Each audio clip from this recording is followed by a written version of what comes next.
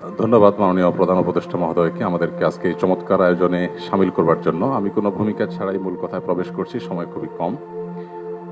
আমাদের এই ছোট্ট এবং ক্ষুদ্র বাংলাদেশে ছোট বড় অনেক সমস্যায় আমাদের আছে। আমাদের এখানে গ্রাম থেকে শহরে ভাই ভাই যে কলহ হয়, কোন্দল হয়, সেটা পৃথিবীর অনেক দেশে কিন্তু হয় না। এই বাস্তবতাকে আমরা মনে হয় কেউই অস্বীকার করতে পারবো না। আমাদের এখানে যে রাজনৈতিক কোন্দল হয়ে আসছে 50 বছর ধরে, পৃথিবীর অনেক দেশেই কিন্তু সেটি হয় না। আমাদের অন্য যত কলহ, কোন্দল, অসম্প্রীতি এ জাতীয় যে সকল বিষয় আছে যেগুলোর আমরা সবাই সমাপ্তি কামনা করি, সেগুলোর সাথে যদি আমাদের দেশের ধর্মীয় সম্প্রীতিকে আমি তুলনা করি, আমি এদেশের একজন নাগরিক হিসাবে আমি মনে করি যে আমাদের রাজনৈতিক কলহ, ব্যক্তিগত কলহ, পারিবারিক কলহের তুলনায় আমাদের দেশের ধর্মীয় কলহ উল্লেখ করবার মতো আছে বলে আমার কাছে মনে হয় না। অবশ্য এটি আমার মনে হওয়া না হওয়াতে কিছু আসে যায় না। এটি আমাদের সম্মানিত অন্য ধর্মাবলম্বী যে সমস্ত আমাদের বন্ধুরা আছেন, ভাইরা আছেন, শ্রদ্ধেয় ব্যক্তিবর্গ আছেন, এটি তাদের আমার মনে হয় বলতে হবে। আমি শুধু এটুকু বলবো যে 5ই আগস্ট আমার ফেসবুক পেজে কয়েক মিলিয়ন ফলোয়ার্সকে লক্ষ্য করে আমি একাধিকবার লাইভে এসেছি, যেটা আমার দীর্ঘ 10-12 বছরের সোশ্যাল মিডিয়ার ইতিহাসে কখনো আসেনি।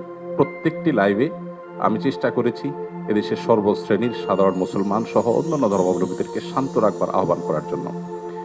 চট্টগ্রামে যখন আইনজীবী আলিফ হত্যাকাণ্ড ঘটলো, সাথে সাথে আমি আমার দায়িত্ব থেকে নিজে এবং অন্যান্য আলেম ওলামাদের সাথে কথা বলেছি।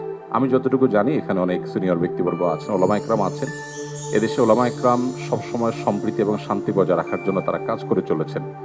এবং আমার জানা মতে ওলামা একরাম রিনাউন্ড কোনো আলেম কখনো অন্য ধর্মাবলম্বীদের কোনো প্রকার শান্তি বিঘ্ন সৃষ্টি করার মতো কোনো কাজ, কোনো আহ্বান, কোনো উদ্যোগ তারা কখনো নিয়েছেন বলে আমার জানা নেই। পৃথিবীর অনেক দেশে যারা আমাদেরকে সকাল বিকাল নসিহত করেন, আমি তাদের প্রতি শ্রদ্ধা রেখে বলছি, সেখানে যেরকম আমরা দেখি দলে দলে মানুষ গিয়ে বিভিন্ন ধর্মাবলম্বীদের উপাসনালয়ে হামলা করে, আমাদের দেশে বিচ্ছিন্ন ঘটনা ঘটে না আমি তা বলবো না, তবে রিনাউন্ড ওলামা একরাম অত্যন্ত দায়িত্বশীল এবং দায়িত্বশীলতার পরিচয় তারা দিয়ে থাকেন। আমার মনে হয় এই জিনিসটা আমাদের অব্যাহত গতিতে এগিয়ে নিয়ে যেতে হবে।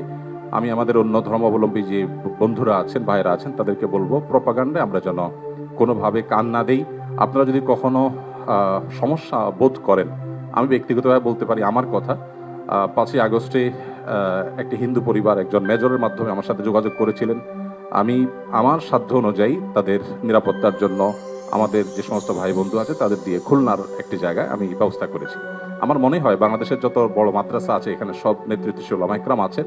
আপনারা যদি কখনো কোনো মাদ্রাসায় গিয়ে বলেন যে আমাদের নিরাপত্তা বোধহয় আমরা ভয়ের মধ্যে আছি, নিরাপত্তাজনিত শঙ্কায় আছি, আমার মনে হয় আমাদের আইন শৃঙ্খলা রক্ষাকারী বাহিনী যেরকম আপনাদের পাশে দাঁড়াবে, ওলামা একরাম তাতে ন্যূনতম কার্পণ্য করবে না। যেভাবে পুজোর সময় মাদ্রাসার ছেলেরা মন্দিরগুলোকে পাহারা দিয়েছে, আমার মনে হয় পৃথিবীতে এটা বিরল একটা দৃষ্টান্ত এবং এটি কিন্তু আমাদেরকে আশা জাগায়।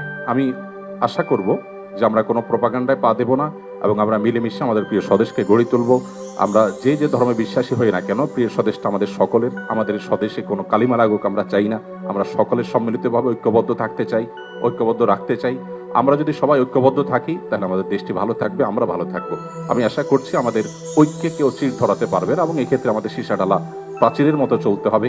আমাদের কোনো সমস্যার জায়গা থাকলে অবশ্যই আপনারা বলবেন, আমরা সেই জায়গাটাকে সংশোধন করব। কিন্তু আমরা আমাদের প্রিয় স্বদেশকে সমৃদ্ধ দেখতে চাই, মাথা উঁচু করে দাঁড়াতে পারে সেরকম দেখতে চাই। আমাদের তরুণরা আমাদেরকে যে নতুন বাংলাদেশ এনে দিয়েছেন, স্যারের নেতৃত্বে যে নতুন বাংলাদেশ এগিয়ে যাচ্ছে, এই অগ্রযাত্রাকে কোনো শক্তি যেন থামাতে না পারে। আমার মনে হয় ধর্ম বর্ণ নির্বিশেষে আমাদের প্রত্যেকেরই ঐক্যবদ্ধ থাকার, ঐক্যের শপথ নেওয়ার সময় এখন সবচেয়ে গুরুত্বপূর্ণ। সে বিষয়টি আমি সবার নজরে এনে আমি আবার বক্তব্য শেষ করছি। ধন্যবাদ সবাই।